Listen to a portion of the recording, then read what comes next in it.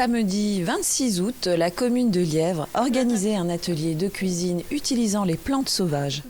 L'animation a été conduite par la Maison de la Nature de Muttersols en partenariat avec le pôle d'équilibre territorial et rural d'Alsace centrale.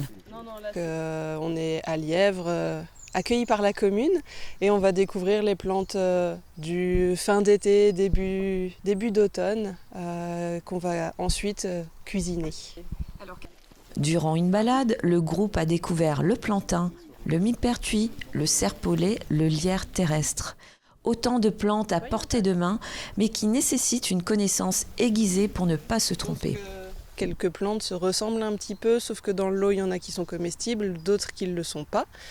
On ne va pas avoir de plantes avec lesquelles on peut se tromper et qui pourraient engendrer des problèmes.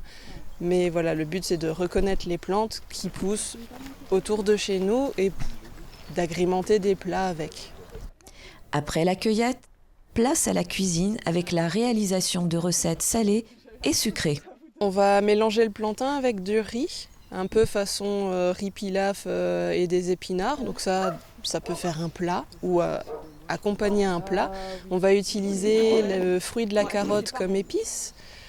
On va faire des truffes au chocolat à la Tanésie. La Tanésie c'est un petit peu amer, mais bien dosé, ça relève un petit peu le goût de la truffe.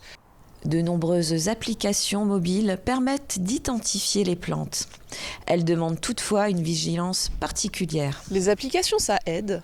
Ça aide quand on a un doute parce que les livres, c'est des fois compliqué, c'est des photos ou des illustrations. Et donc, selon le moment où on est dans la nature, avec la plante face à nous, selon l'endroit où on se trouve, on va avoir des plantes qui se ressemblent vraiment beaucoup. L'application va nous donner le nom d'une plante en étant presque sûr que c'est celle-là, sauf que c'est pas le bon milieu.